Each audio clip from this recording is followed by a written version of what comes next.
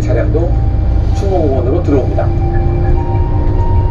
그런데 다시 나온 건 검은색 차량뿐이었습니다. 경찰은 이 차량에 모든 진실이 담겨 있을 것이라고 판단합니다. 일단 뭐 추모공원에서 뭐 혈흔이 발견됐다는 것 자체도 살짝 찝찝하긴 한데 네. 근데 결국 검은 차가 좀 의심스러운데 좀 뭐예요 저게? 이 추모공원에 정 씨보다 먼저 도착한 검은 차의 차주가요, 바로 정 씨의 재혼한 남편인 김 씨였습니다. 일단 검은 차가 좀 수상했는데 그 남편 차였으면은 남편이 뭔가 아내 실종과 좀 연관이 있을 것 같은데요. 네. 그래서 정 씨가 실종되고 하루가 지난 1월 3일, 정 씨의 딸이요, 새아빠를 만나러 간다면서 나간 엄마가 돌아오지 않는다고 경찰에 실종 신고를 했습니다. 이 새아빠 김 씨를 만나러 갔다가 사라진 정 씨, 그리고 정 씨의 마지막 모습이 찍힌 추모공원에 나타난 김 씨. 경찰은 남편 김 씨를 정 씨 사건과 관련해 유력한 용의자로 보고 수사를 진행을 했습니다. 그러면서 김 씨의 실체에 한 발짝씩 다가가기 시작합니다. 예. 남편이 아내한테 끔찍한 일을 할 만한 사람이었던 건가요? 둘 사이에 무슨 일이 있었을까요? 네, 김 씨와 아내 정 씨는 서로 이제 첫 번째 결혼에 실패를 한 뒤에 2006년에 재혼한 사이였습니다. 두 사람은 당시에 서류상으로는 이제 부부 사이였지만 사실 별거 중이었고요. 그 다음에 이제 이혼을 준비하고 있는 상태였습니다. 그리고 정 씨는요, 남편을 상대로 법원에 접근 금지 신청까지 해둔 상태였습니다. 접근 금지까지 신청하는 건 뭐 가정폭력이나 뭐 그런 게 있었나요? 네, 그렇습니다. 김 씨는 재혼 후에 아내 정 씨를 지속적으로 폭행하고요. 또 폭언도 서슴지 않았던 것으로 이제 확인이 됩니다. 그 폭행의 정도가 얼마나 심했냐 하면 그냥 폭행만 한 것이 아니고요. 폭행에서 상처를 입혀서 이 아내를 대상으로 한 상해죄 혐의로 처벌을 받은 그런 전과도 있었습니다.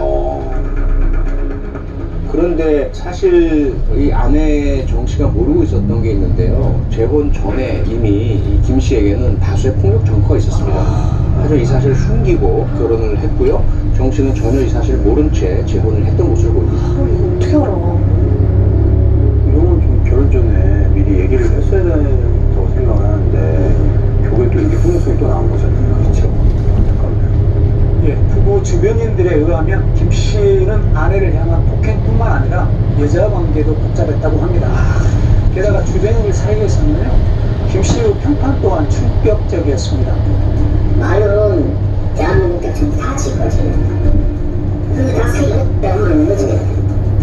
김 씨는 부동산 건설업을 했다는데요. 자신은 해외 유학까지 다녀왔고 이미 업계에서 유명하다는 거짓말로 사람들의 환심을 사서 사기를 치기도 했답니다. 심지어 이 부부 사이에는 금전적인 문제까지 있었다고 하는데요. 실종 사건 발생 2년 전인 2015년에 아내 정 씨의 친오빠가 교통사고로 사망하면서 약 1억 2천만 원의 사망보험금이 나왔다고 합니다. 그런데 사망보험금 일부인 3천만 원을 아내와 상의 없이 임의로 사용한 겁니다. 게다가 사업을 빌미로 아내에게 2천만 원을 더 받아가기까지 했습니다. 야, 근데 이건 아내뿐 아니라 아내의 이런 가족까지 다 무시한 거잖아요. 어떻게 그 돈을 쓸 생각을 했는지 참, 안 좋은 거 다 한 사람이네요.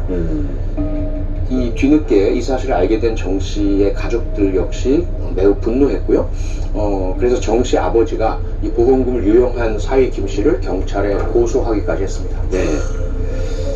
장인이 자신을 고소했다는 사실을 알게 된 김 씨는 아내를 만나서 이 상황을 해결하고자 했지만 아내는 김 씨의 연락을 받지 않았고 부부의 갈등은 최고점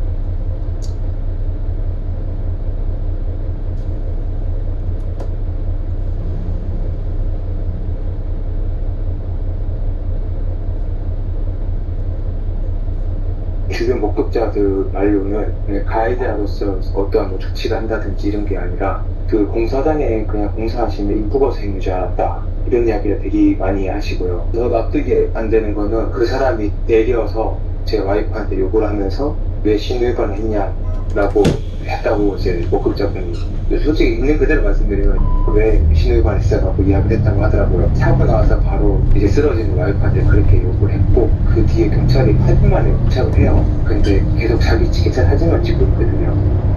자, 지난 4월 출근길에 이 횡단보도를 건너던 아내가 지게차에 치여서 목숨을 잃었다는 남편분의 제보입니다. 김하나 아나운서. 네, 맞습니다. 지난 4월 24일에 있었던 일입니다. 금요일이었고요.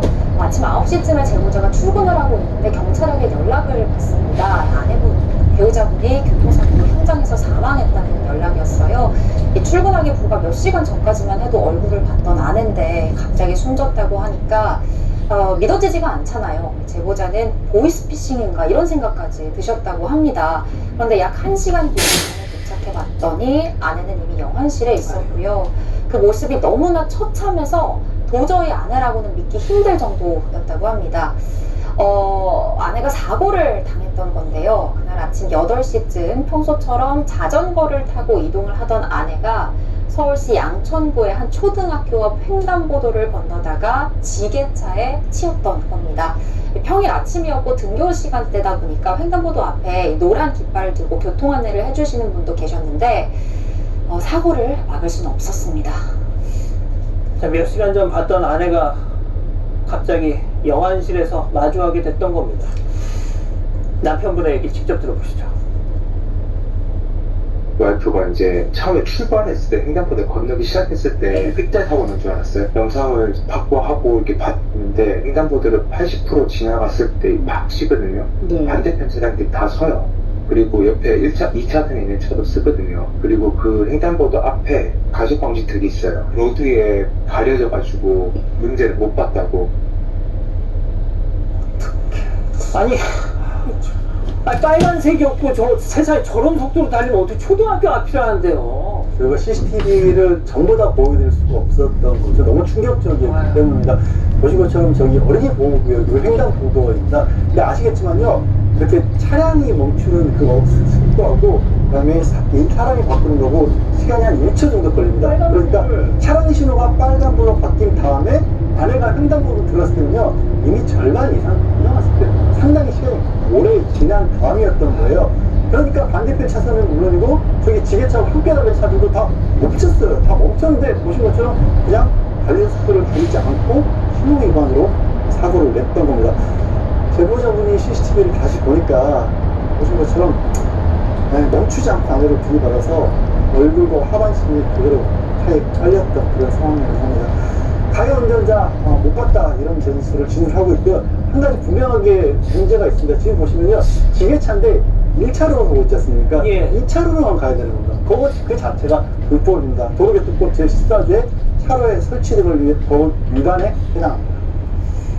자, 이 남편분께서 주변 목격자들을 수소문해서 사고 직후 모습이 담긴 블랙박스 영상을 다 구하셨어요. 충격적인 얘기를 전해 들으셨답니다. 체크포인트 짚어보죠. 아이씨, 왜 신호위반을 하고. 자, 직접 들어보시죠.